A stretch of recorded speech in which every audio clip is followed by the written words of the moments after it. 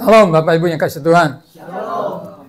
Ya, gereja di seluruh dunia hari ini merayakan peristiwa pencurahan Roh Kudus di Yerusalem sebagai penggenapan daripada nubuatan Nabi Yoel. Nah, untuk mendasari pemberitaan firman Tuhan, saya bacakan kisah pencurahan Roh Kudus itu ayat dari Kisah Para Rasul pasal 2 ayat 1 sampai dengan ayat yang keempat. Saya bacakan untuk kita. Ketika tiba hari Pantekosta, semua orang percaya berkumpul di satu tempat. Tiba-tiba turunlah dari langit suatu bunyi seperti tiupan angin keras yang memenuhi seluruh rumah di mana mereka duduk. Dan tampaklah kepada mereka lidah-lidah seperti nyala api yang bertebaran dan hinggap pada mereka masing-masing. Maka penuhlah mereka dengan Roh Kudus, lalu mereka mulai berkata-kata dalam bahasa-bahasa lain, seperti yang diberikan oleh Roh itu kepada mereka untuk mengatakannya. Ini adalah sebuah kisah yang mengubah bukan saja kehidupan para rasul, tapi mengubah sejarah gereja. Ya, dengan tercurahnya Roh Kudus kepada para rasul, mereka yang masih takut-takut menjadi saksi Kristus, menjadi berani jadi saksi Kristus. Mereka berani untuk berkorban, mereka tidak takut dianiaya, mereka tidak takut apa kata orang, mereka memberitakan Injil, dan itu membuat sejarah gereja berubah. Sejarah dunia berubah.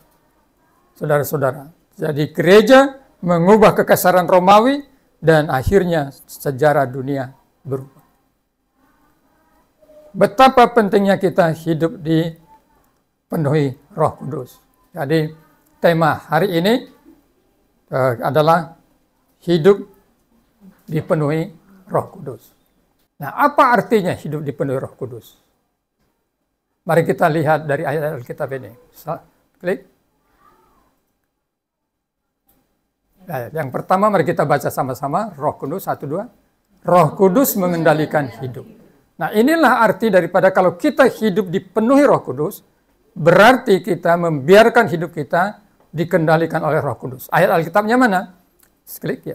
Mari kita baca sama-sama. 1 2 3. Dan janganlah kamu mabuk oleh anggur, karena anggur menimbulkan hawa nafsu, tetapi hendaklah kamu penuh dengan Roh Kudus.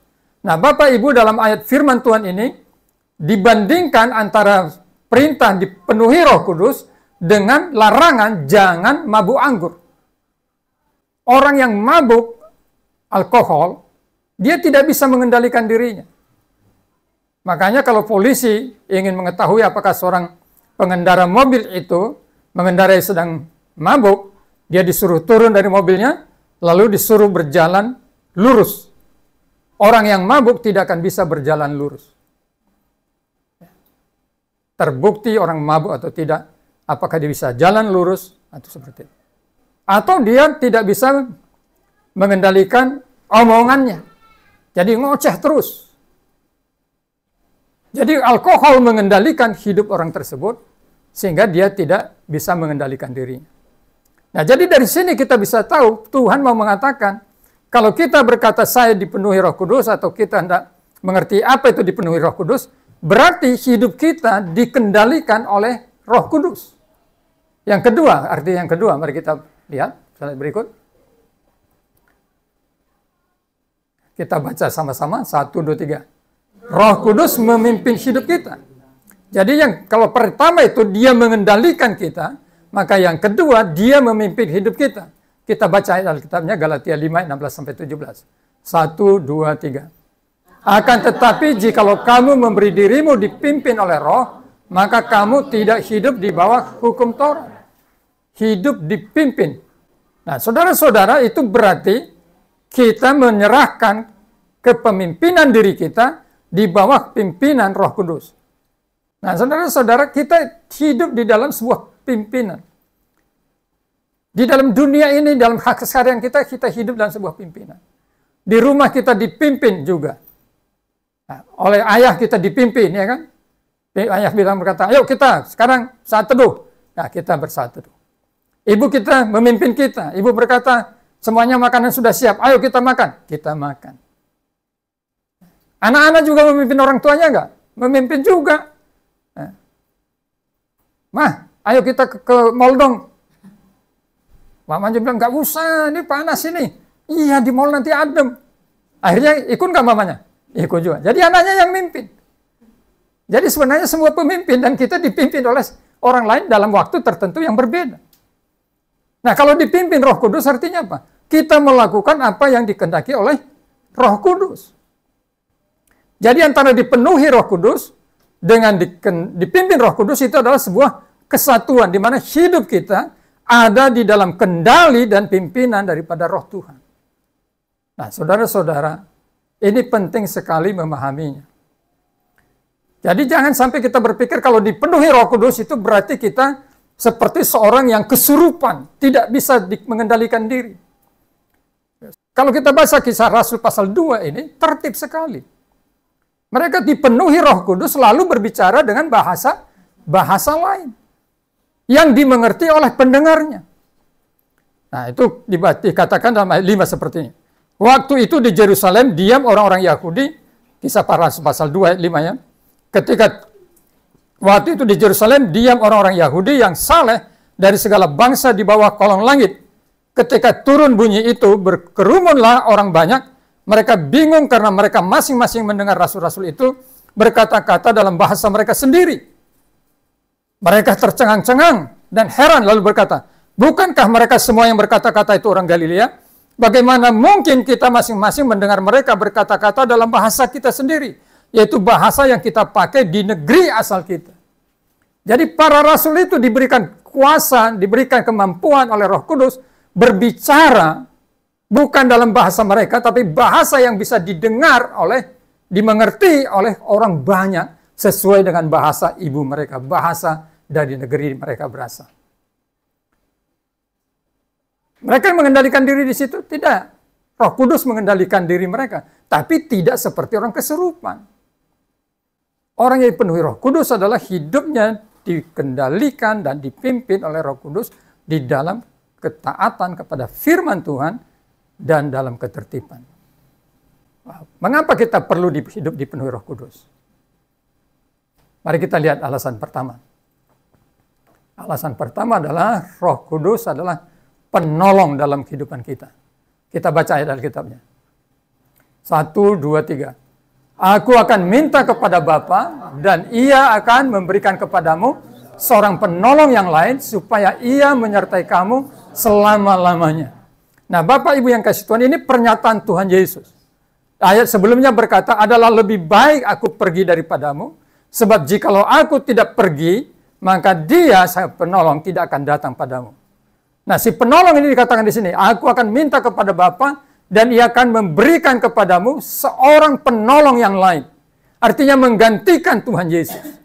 Dan penolong ini dikatakan, Dia menyertai kamu selama-lamanya. Dalam hidup keseharian kita, kita memerlukan pertolongan.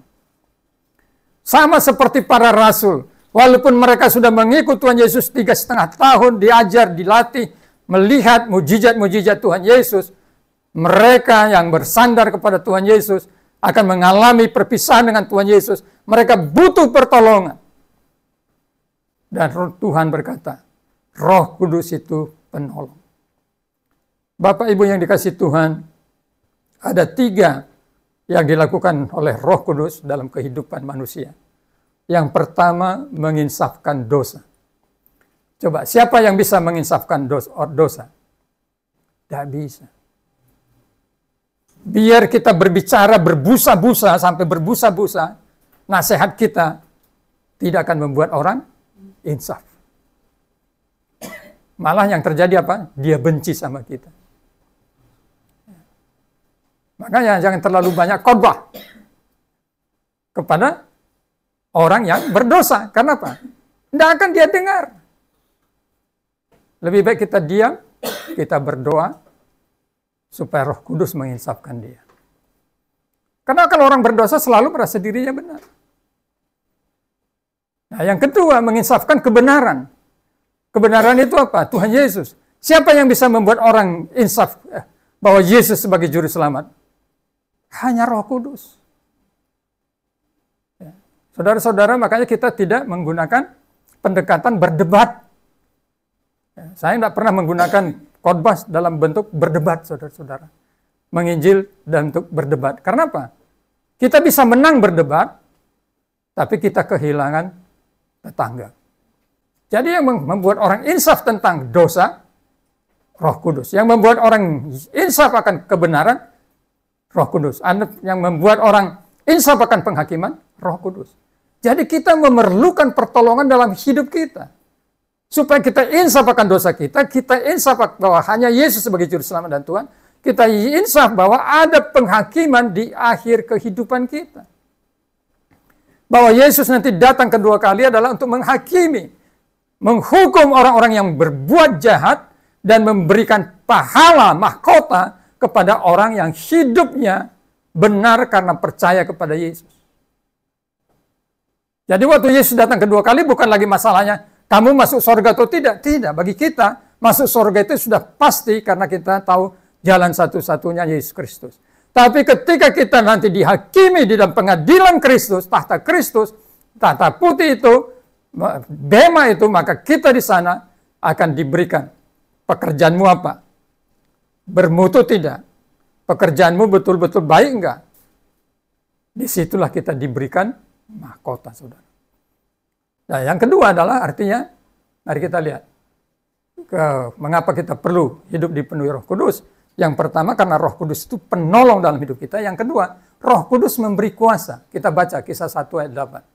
1, 2, 3. Jawabnya, engkau tidak perlu mengetahui masa dan waktu yang ditetapkan Bapa sendiri menurut kuasanya.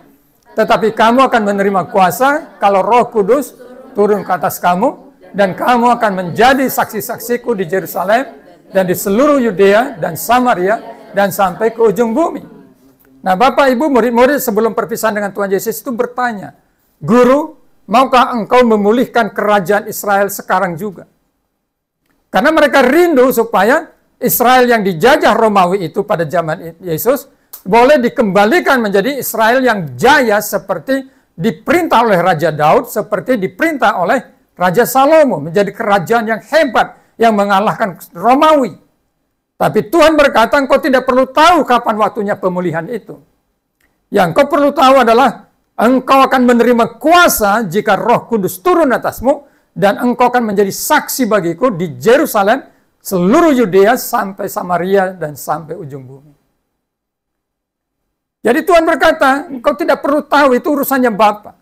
Yang engkau perlu tahu, kalau Roh Kudus turun atasmu, engkau menerima kuasa. Nah, di dalam iman Kristen, dalam Alkitab diajarkan tentang 3 bentuk kuasa, Bapak Ibu.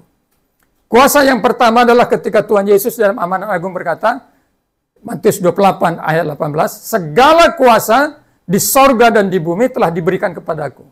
Kata kuasa di situ menggunakan arti, makna, otoritas. Jadi segala kuasa di sorga dan di bumi, itu adalah segala otoritas di sorga dan di bumi, itu milik Kristus. Itu kuasa, otoritas. Ya, Yesus berkata, akulah pemilik otoritas di sorga dan di bumi. Nah, kalau kita percaya kepada Tuhan Yesus, maka otoritas itu mengalir juga dalam hidup kita. Kita juga punya otoritas, saudara-saudara.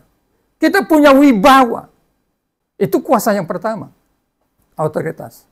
Tapi kuasa yang ketiga adalah apa yang dikatakan di dalam Filipi pasal 4 ayat 13. Isinya apa? Segala perkara dapat kutanggung di dalam Dia yang memberi kekuatan kepadaku. Nah, kata kekuatan di situ energi. Seperti saudara-saudara punya baterai HP itu. Kalau baterainya habis, masih bisa berguna nggak? Bisa terpakai nggak? Nggak bisa, harus dicas. Nah, itu adalah kuasa juga yang diberikan Roh Kudus. Diberikan energi yang terus-menerus ketika kita berdoa, ketika kita baca Alkitab. Di sana kita mendapatkan kekuatan untuk menghadapi hidup ini. Hidup ini penuh dengan persoalan, kan? Dipakai terus cari duit. Stres. Betul nggak? Nah, supaya stresnya tidak menjadi buruk, cara satu-satunya apa? Mintalah kekuatan dari Roh Kudus. Nah, itu namanya energi. Energi yang terus-menerus, yang tidak habis-habis. Tapi sama seperti HP kita. HP kita itu harus dicas pada waktunya.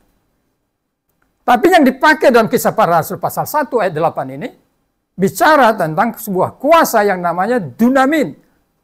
Nah, dari kata dunamin ini, diadopsilah kepada sebuah benda yang bisa meledakkan gedung yang namanya dinamit. Jadi di dalamnya ada kekuatan yang luar biasa, Bapak Ibu. Kekuatan yang bisa mencipta, kekuatan yang bisa menghancurkan. Itu dunamin di sini, kuasa Roh Kudus. Nah, kita di dalam hidup ini peperangan rohani. Kita perlu melawan kuasa-kuasa kegelapan dengan kuasa dunamin ini.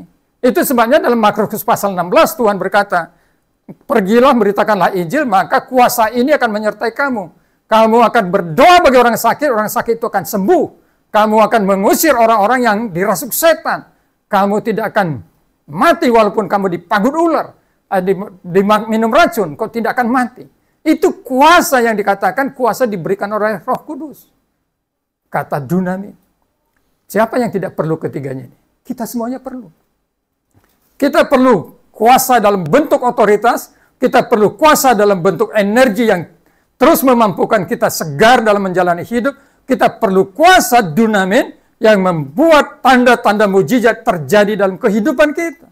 Dan itu hanya mungkin terjadi kalau kita dipenuhi oleh Roh Kudus. Yang berikutnya, yang ketiga, mari kita baca 1, 2, 3. Roh Kudus memberi kemenangan. Kita baca Galatia 5 ayat 16 sampai 17. 1, 2, 3. Maksudku ialah hiduplah dalam roh, maka kamu tidak akan menuruti keinginan daging. Sebab keinginan daging berlawanan dengan keinginan roh, dan keinginan roh berlawanan dengan keinginan daging. Kamu tidak. Amin. Sampai situ saja. Jadi mari kita lihat bahwa dalam hidup kita ini setiap hari kita mengalami peperangan melawan kedagingan. Jadi ada kedagingan yang terus-menerus menggoda kita, saudara-saudara. Siapa yang berkata tidak punya keangkuhan? Oh, kita ini angkuh sekali. Kita gampang cemburu. Tiap hari itu menggoda kita. Nah, bagaimana kita bisa mengalahkan itu? Bagaimana kita bisa meredam itu? Firman Tuhan ini berkata apa? Maksudku ialah hiduplah oleh roh, maka kamu tidak akan menuruti keinginan daging. Jadi kalau kita hidup oleh roh, artinya hidup dipenuhi Roh Kudus, hidup dikendalikan Roh Kudus, maka kita tidak akan menuruti keinginan daging itu. Keinginan daging itu hanya bisa dikendalikan atau diredam dengan kekuatan Roh Kudus. Jadi kita perlu Roh Kudus, hidup kita perlu dipenuhi Roh Kudus supaya kita apa? Tidak hidup di dalam kedagingan. Ketiganya. Nah, sekarang yang berikutnya. Bagaimana buktinya orang yang hidup dipenuhi Roh Kudus? Yang pertama, hidup bersaksi tentang Yesus Kristus. Petrus dan para rasul ketika mereka hidup dipenuhi Roh Kudus tercurah kepada mereka. Yang pertama yang mereka lakukan adalah berdiri di hadapan ribuan orang dan mulai berkhotbah tentang siapa Yesus. Dan ketika dia berkhotbah tentang siapa Yesus, ada 3.000 orang yang bertobat, percaya Yesus dan memberi dirinya dibaptis. Dan selanjutnya kita membaca, mereka ditangkap tetap bersaksi. Mereka lepas kemudian bersaksi, mereka ditangkap lagi tetap bersaksi. Sampai kepada Kisah Para Rasul bagian terakhir, kita membaca bagaimana Rasul Paulus pun akhirnya percaya Yesus dan dia tetap bersaksi. Ini bukti pertama orang yang dipenuhi Roh Kudus. Berani bersaksi. Yang kedua, kita baca yang kedua. Bukti. Hidup berkemenangan atas dosa. Galatia tadi. Jadi buah roh yang muncul. Di mana dikatakan ada kasih, ada sukacita, ada damai sejahtera. Nah, jadi kita melihat tadi apa? Apa itu arti dipenuhi Roh Kudus? Kemudian yang kedua, pentingnya hidup dipenuhi Roh Kudus, dan yang ketiga bukti dipenuhi Roh Kudus. Nah, mari kita hidup di dalam dipenuhi Roh Kudus. Cara satu-satunya untuk itu kita berdoa setiap hari untuk hal tersebut. Karena orang yang dipenuhi Roh Kudus, dia akan hidup bersukacita, hidup dalam kasih, hidup dalam damai sejahtera, hidup berkemenangan. Saya percaya Bapak Ibu Saudara semua merindukan hidup yang seperti itu. Amin.